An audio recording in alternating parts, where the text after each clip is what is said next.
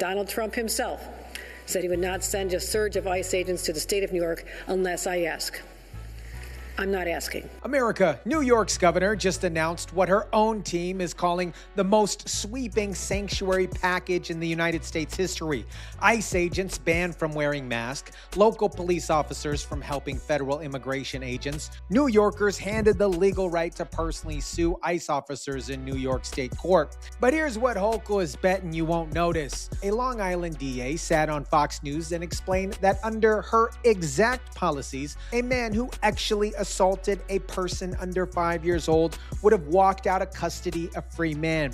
No deportation, free, because she just outlawed the only legal tool that the DA had to hold him.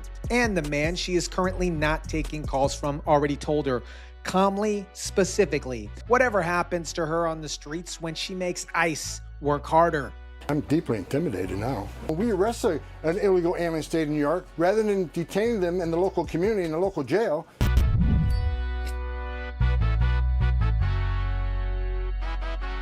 What is up, guys? Tyson DeLaCruz here. Thank you so much for rocking with me. Before the DA and before Homan's enforcement math, you need to hear exactly what is in this budget package here, because the way that Hochul announced it would make you think that the whole thing is about keeping ICE agents from wearing Halloween masks, and it's not that. The mask ban here is the headline because it sounds the most absurd and it plays best with media spins and media outlets. The real power in this package is the local cops.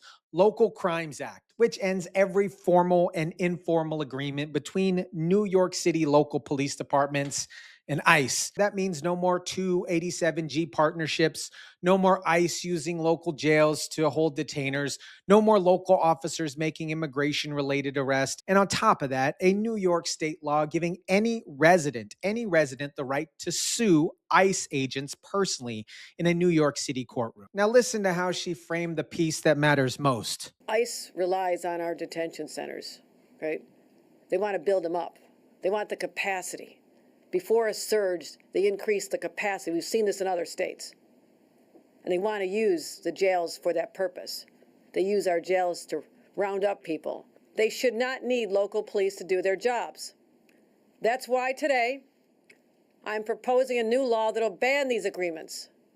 We call it the Local Cops, Local Crimes Act. She said the quiet part out loud. She's not banning this because jails are too full here. She's banning it to reduce ICE's operational capacity before what she calls a surge happens. She's trying to cap the size of federal enforcement operations by potentially removing its infrastructure. That is what this law is actually doing here. And the DA's child PDF case shows you exactly who gets protected in that gap. We're also banning law enforcement officers from wearing masks, except in rare circumstances where there's a genuine operational need, like a gas mask.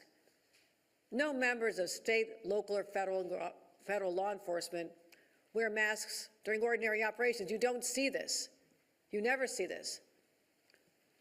For ICE, wearing masks without good cause is nothing short of an intimidation tactic, a cowardly attempt to evade responsibility. ICE agents conducted operations against MS-13 members and Tren de Aragua, gangs that run their own social media and share photos of law enforcement. Wear masks because those gangs will identify the agents. A recognized agent has his family at risk and has himself at risk all in the same afternoon. Hochul's solution to that security problem is a gas mask exception. The cartel gets Instagram here and the agents get a gas mask clause. And here's a story that never made it into Hochul's briefing room. A 5-year-old girl in Long Island, emergency surgery, a man who should have been deported was still in the country, and a DA who had essentially outsmarted New York's own legal system to keep that man in custody long enough to build a case. Watch how the DA describes what he has to do, and watch what he can't do anymore. So we couldn't put the case together. So he would have gotten out on bail in New York State because of our bail laws. So we asked ICE to come in and detain him while we put our case together. Are you violating the law in doing that? Of course I want you to do that, but she does not want you to do that. So what we had She wants that rape to go free. We worked around the law, and what we did was, because if he got arraigned in court and released, under New York state law, ICE would not have been able to pick him up at the courthouse because of our Save the Courts Act. So what we had our police do is issue him a field appearance ticket at the police station and release him, and then ICE went and picked him up at the police station. Under this new legislation, we would no longer be able to do that. He built a workaround, a creative, technical, legal workaround that requires coordination between his office and local police. Hochul's budget just outlawed that coordination. The workaround doesn't exist anymore. That is not speculation. That is the DA telling you that directly. And while that DA was working around her policies to protect a child, here's who Hochul was talking about.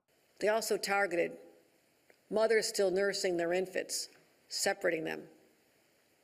An 85-year-old widow in her nightgown. Factory workers, small business owners, high school students, even young children.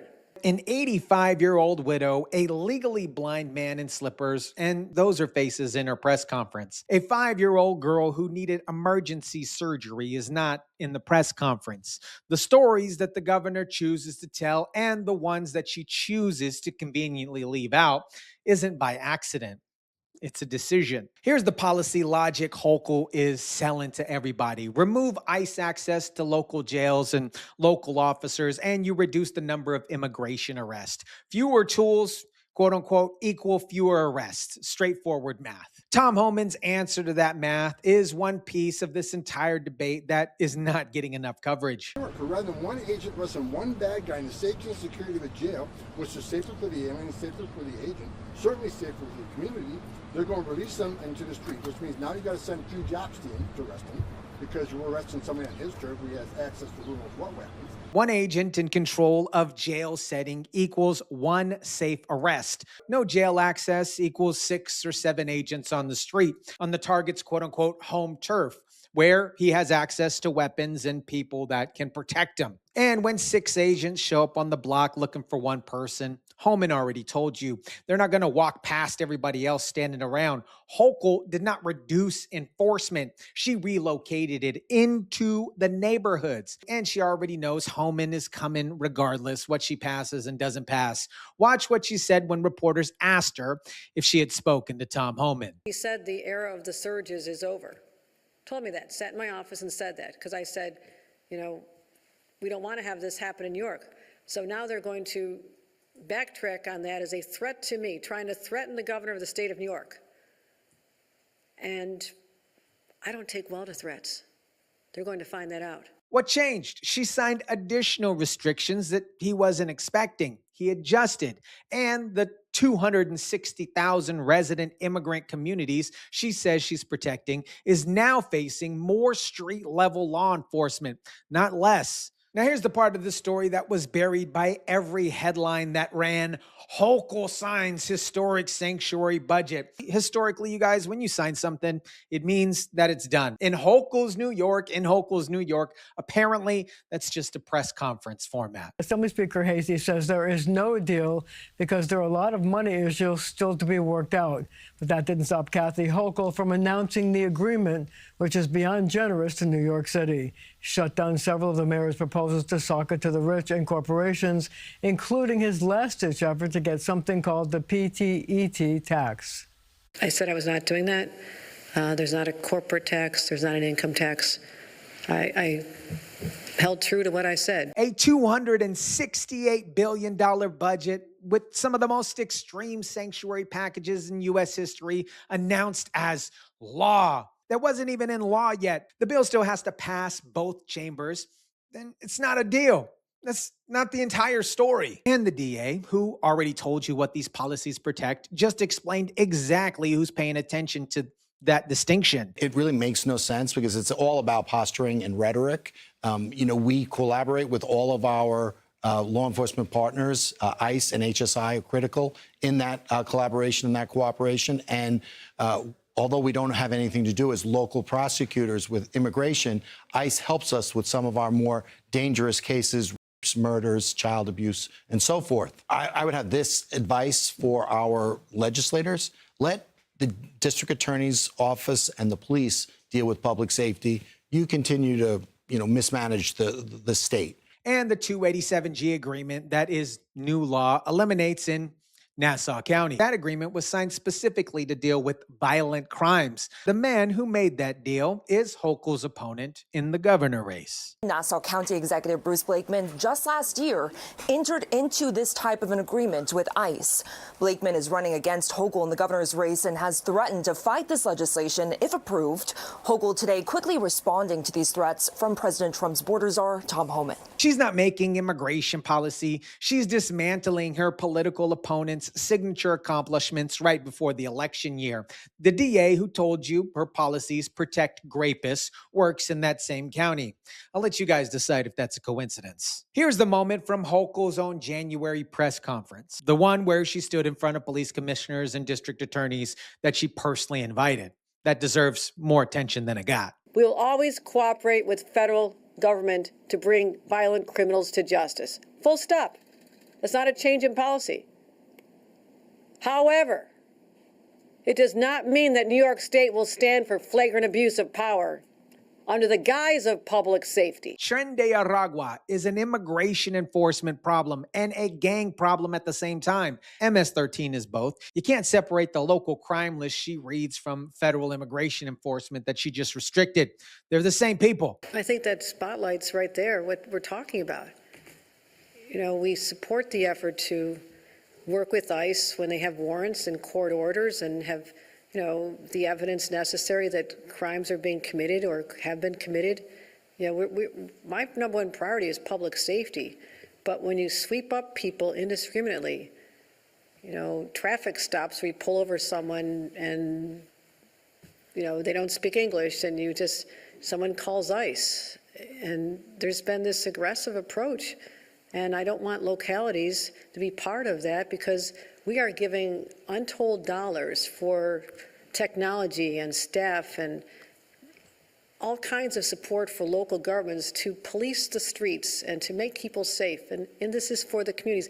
Why we want state taxpayer dollars or even local county taxpayer dollars to be spent helping an agency that is literally just taking away your residents, and many of them are hardworking or they're in school and they're contributing, and having them sit in jail. America, the legal battle starting behind these provisions has not made it on any mainstream media coverage yet. The moment this budget becomes law, the clause giving New York residents the right to personally sue ICE agents in state court gets challenged in federal court immediately. Federal officers executing federal law cannot be personally hauled into state courts for performing their federal duties. That is a federal supremacy argument that has won in other jurisdictions. New York Democrats know this. The lawsuit provision is not meant to hold up in court. It's meant to make ICE agents hesitate before executing arrests. Personal finance liability is the deterrent here. The lawsuit itself is the weapon. This is the same playbook California ran. Pile on restrictions, make the federal job harder, call it protecting communities. Then when enforcement continues anyway, point to every arrest as proof the restrictions need to be stronger. Tom Homan is flooding the zone regardless. The DA already told you who catches the protection gap. A 5-year-old girl already showed you what it costs when you bet the wrong way. Hochul built a policy around the 95%. The DA's emergency surgery case is what happens to the other 5. Let me know what you think about this. Drop it down in the comment section down below. Smash the like button if you kindly would. Share, subscribe, and as always, guys, I'll catch you on the next one.